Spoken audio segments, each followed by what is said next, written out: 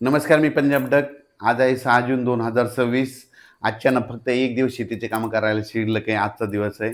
कारण की 48 तासामध्ये महाराष्ट्रामध्ये काय होणार आहे, दक्षिण महाराष्ट्राकडं बऱ्याच भागामध्ये मान्सून दाखल होणार आहे, म्हणून हा अंदाज लक्षात यायचा.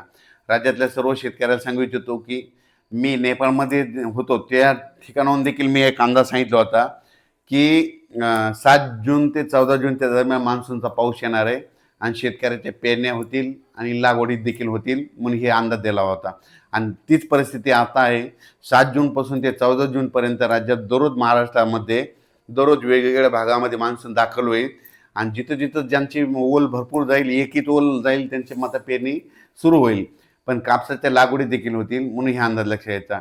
म्हणजे 7 जूनपासून काय होणार आहे, सातारा, सांगली, सोलापूर, कोल्हापूर, पुणे, अहिल्यानगर, लातूर जिल्हा, बीड जिल्हा, धाराशिव जिल्हा, जालना जिल्हा, परभणी जिल्हा ह्यामध्ये काय होईल, 48 तासामध्ये तिथं मध्ये मान्सून दाखल होईल. म्हणजे 7 जूनच्या दरम्यान तिथून ते मान्सून काय होईल, थोडं पुन्हा आणखीन पुढं सरकत. मग 8ला तो आणखीन पुढं सरकत सरकत काय होईल, परभणी जिल्हा, नांदेड जिल्हा, हिंगोली जिल्हा, यवतमाळ जिल्हा, वाशिम जिल्हा, जालना जिल्हा, संभाजीनगरपर्यंत मदाल मारेल. मग तिथून काय होईल, परत ते पुढं काय होईल, वर्धा, नागपूर, भंडारा, गोंदिया, चंद्रपूर, यवतमाळ, अमरावती, वाशिम, हिंगोली, अकोला, बुलढाणा तिथपर्यंत जाईल. म्हणजे ह्या पट्टा काय होईल, ह्या संपूर्ण असा म्हणजे काय होईल, दररोज पुढं पुढं सरकत ते मान्सून कव्हर होईल. मग असं करत करत काय होईल, 14 तारखेपर्यंत मात्र संपूर्ण महाराष्ट्र व्यापून टाकेल. आणि त्याच्यानंतर उत्तर महाराष्ट्राकडे काय होईल, 13 तारखेच्या नंतर मग उत्तर महाराष्ट्राकडे मग ते असा असा पाऊस तिकडे उत्तर महाराष्ट्राकडे जाईल. आणि तिकडे देखील पाऊस पडल्याच्यानंतर जमिनीमध्ये ईदभर ओल गेले तर त्यांच्या देखील पेरण्या तिकडं सुरू होतील. आणि त्याच्यानंतर शेतकऱ्याला सांगू इच्छितो की 16च्या नंतर 15 जूनच्या नंतर काय होणार आहे की पुन्हा नंतर सरीव सरी चालू राहतील. मोठा खूप पाऊस पडणार नाही, सरीव सरी येत राहतील. म्हणजे अशा पाऊस जसं मान्सून आल्याच्यानंतर जशा सरी येतात 10 मिनिटाच्या, 20 मिनिटाच्या, 22 मिनिटाच्या अशा सरी येत राहतील. आणि ते देखील 15 ते 20च्या दरम्यान ते पाऊस येईल. पण 20 जून ते 30 जूनच्या दरम्यान परत राज्यामध्ये ज्यांची पेरणी शिल्लक राहिली, कोणी त्या पेरणीमधून वंचित राहिली, मग 20 जून ते 30 जूनमध्ये एक पाऊस येईल. म्हणजे ते काय होईल, 20, 21, 22 जूनच्या दरम्यान ते पाऊस येईल. त्याच्यामध्ये काही जणांच्या शेतकऱ्याच्या पेरण्या होतील, लागवड होतील. आणि 25 ते 29 जूनमध्ये जे पाऊस येईल त्याच्यामध्ये देखील शेतकऱ्याच्या काही लागवडी होतील. आणि त्याच्यातून जर काही शेतकरी उरले तर 10 जुलै ते 15 जुलैमध्ये एक पाऊस येणार आहे. 10 जुलै ते 15 जुलैमध्ये दरवर्षी महाराष्ट्रात पाऊस पडतो. आणि त्याच्यामध्ये राहिलेल्या ज्यांच्याकडे वापसा नसली त्यांच्या पेरण्या होतील, म्हणून हे अंदाज लक्षात यायचा.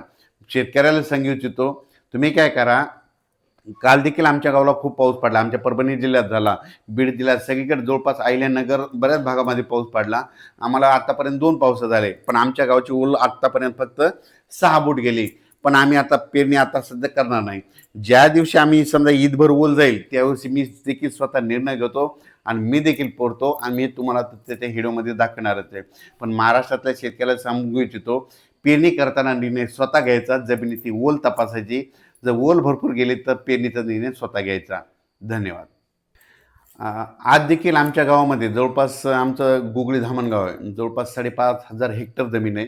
तर जवळपास अर्ध्या गावाच्या लोकांनी जवळपास धूळ पेरणी केलेली. आणि मी देखील आज करणार आहे, त्याचा व्हिडिओ तुम्हाला दाखवणार आहे. मी कापसाची धूळ पेरणी करणार आहे, कारण की मला माहिती आहे आमच्या गावाला पाऊस येणार आहे, म्हणून मी स्वतः डेअरिंग करणार आहे.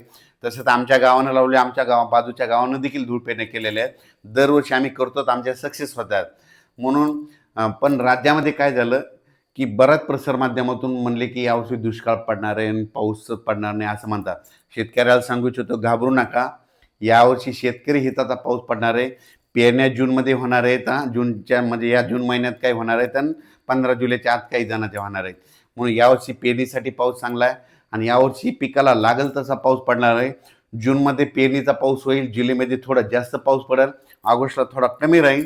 पण सप्टेंबर ऑक्टोबरमध्ये असा पाऊस पडेल धुमाकूळ घालेल. काही काही जे मोठे मोठे धरणं तळे ते 2-2, 3-3 दिवसामध्ये पाऊस पडल्याच्यानंतर त्याची ती रिकव्हरी होऊन जाईल आणि त्या तळ्यात देखील पाणी येईल, म्हणून हे देखील सांगू इच्छितो. मान्सूनचा पाऊस कसा असतो तुम्हाला सांगतो. मान्सून आता आपल्या इथं तळ कोकणात आज दाखल होईल जवळपास. तिथून आल्याच्या नंतर ते डायरेक्ट काय होतं, मुंबईकडे जातं, मुंबईहून असं महाराष्ट्रात येतो. पण यावेळेस तसं व्हायला नाही. तर यावेळेस काय व्हायला माहिती आहे का, कर्नाटकमधून शॉर्टकट मार्गानेच काय होणार, इथं गरमी असल्यामुळं इकडे ते बाष्प खेचले जाणार आहे. आपल्याकडे गरमी असल्यामुळे ते बाष्प जास्त खेचणार आहे. विदर्भाकडे गरमी जास्त असल्यामुळे ते पाऊस असा तिरकस येणार आहे. मग त्याच्यामध्ये कर्नाटकला मात्र खूप मुसळधार पाऊस होईल, तिकडं अतिवृष्टी होईल. तेलंगणात देखील तशीच परिस्थिती राहतील, त्यांनी देखील अंदाज लक्षात घ्यायचा. पण कर्नाटक आणि तेलंगणाच्या बाजूला जे महाराष्ट्रातले जिल्हे आहेत, मग त्याच्यामध्ये सांगली जिल्हा, कोल्हापूर जिल्हा, सातारा जिल्हा, धाराशिव जिल्हा, सोलापूर जिल्हा, बीड जिल्हा, लातूर जिल्हा, नांदेड जिल्हा, यवतमाळ जिल्हा, चंद्रपूर, वर्धा, नागपूर ह्या पट्ट्यामध्ये मात्र जास्त मान्सूनचा सुरुवातीला जास्त पाऊस पडणार आहे, म्हणून ह्या अंदाज लक्षात घ्यायचा. दरवर्षी बीड जिल्ह्याला कमी पाऊस पडतो, पण ह्या वर्षी मात्र बीड जिल्ह्याची पेरणी चांगली लवकर होणार आहे. बीडचे कडाष्टी जे भाग आहे, म्हणजे कडाष्टी दोन ते परिसर कर्जत ते असा पट्टा अहिल्यानगरकडे जाणारा, तिथं दरवर्षी दुष्काळ राहतो. पण यावर्षी काय होणार आहे, तिथं पाऊस म्हणजे शॉर्टकट मार्गाने पाऊस येत असल्यामुळे तिथं देखील त्यांना पाऊस पडणार आहे. अहिल्यानगरला दरवर्षी पाऊस कमी पडतो, पण यावर्षी या 7 जून ते 14 मध्येच अहिल्यानगरचे चांगले ओढे नाले खळखळून वाहणार आहेत, म्हणून त्यांच्यासाठी आनंदाची बातमी. परभणी जिल्हा, बीड जिल्हा, लातूर जिल्हा, नांदेड जिल्हा ह्या पट्ट्यात देखील काय होणार आहे, चांगला पाऊस पडणार आहे, म्हणून ह्या परभणी बीड त्यांच्यासाठी आनंदाची बातमी. 7 ते 14 मध्ये पाऊस पडणार आहे. पहिल्या दिवशी एक 7 तारखेला सगळीकडे जाणार नाही, दररोज वेगवेगळ्या भागात मान्सून असा दाखल होतो, एकदा सगळीकडे होत नसतो. जसे जसं मान्सूनला तशी गती भेटेल ती वाऱ्याच्यानुसार त्याची गती ठरलेली असते, म्हणून हे लक्षात येतं.